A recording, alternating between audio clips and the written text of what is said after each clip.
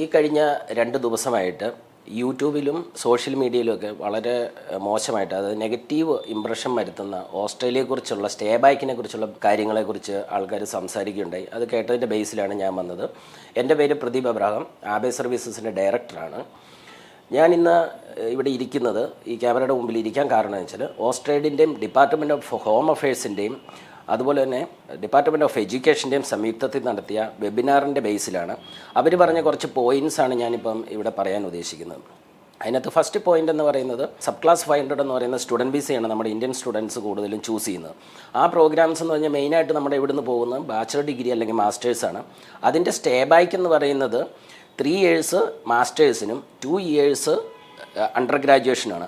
അതിന് യാതൊരു ചേഞ്ചസും വന്നില്ല. അത് വർഷങ്ങളായിട്ടുള്ള സംഭവമാണ്.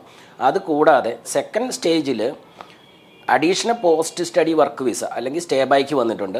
അതും യാതൊരു ചേഞ്ചസും വന്നിട്ടില്ല. അത് റീജിയണൽ ഏരിയ ആണെങ്കിൽ 2 years, റീജിയണൽ സിറ്റി ആണെങ്കിൽ 1 year അത് ഉള്ളത്. പിന്നെ മൂന്നാമതൊരു സ്റ്റേ ബാക്ക് ഓപ്ഷൻ അവർ കൊണ്ടുവന്നായിരുന്നു ഈ 2023 ജൂലൈ 1 അതാണ് അവർ എടുത്തു കളഞ്ഞത്.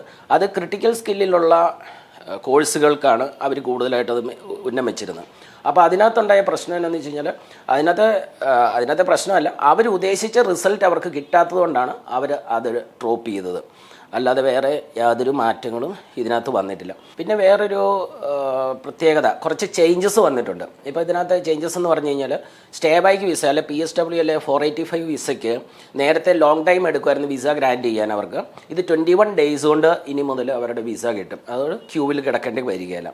പിന്നെ മേജറായിട്ടുള്ള ചേഞ്ചസ്, നമ്മൾക്ക് IELTS ഇന്ത്യയിൽ നിന്ന് പോകുന്ന സ്റ്റുഡൻസിന് 5.5 ആയിരുന്നു ഡിപ്പാർട്ട്മെൻറ്റ് വെച്ചിരുന്ന IELTS റിക്വയർമെൻറ്റ് എന്ന് പറയുന്നത്, അല്ലെ ഇംഗ്ലീഷ് ലാംഗ്വേജ് റിക്വയർമെൻറ്റ് എന്ന് പറയുന്നത്.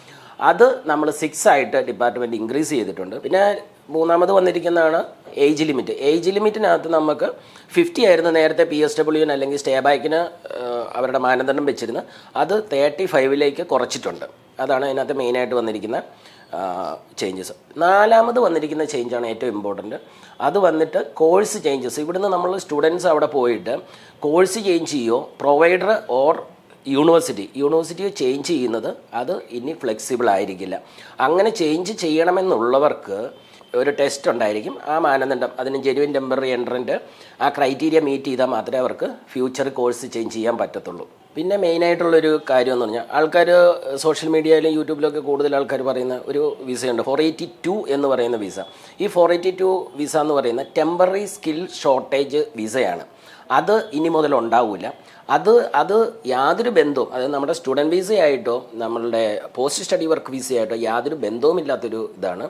അത് ടെമ്പററി സ്കിൽ ഷോർട്ടേജ് വിസയാണ്. അത് കുറച്ച് കാലമായിട്ട് വന്നു, അത് അവരെടുത്ത് റിമൂവ് ചെയ്തു. അതാണ് ഇതിനകത്തെ ഫാക്റ്റ് എന്ന് പറയുന്നത്.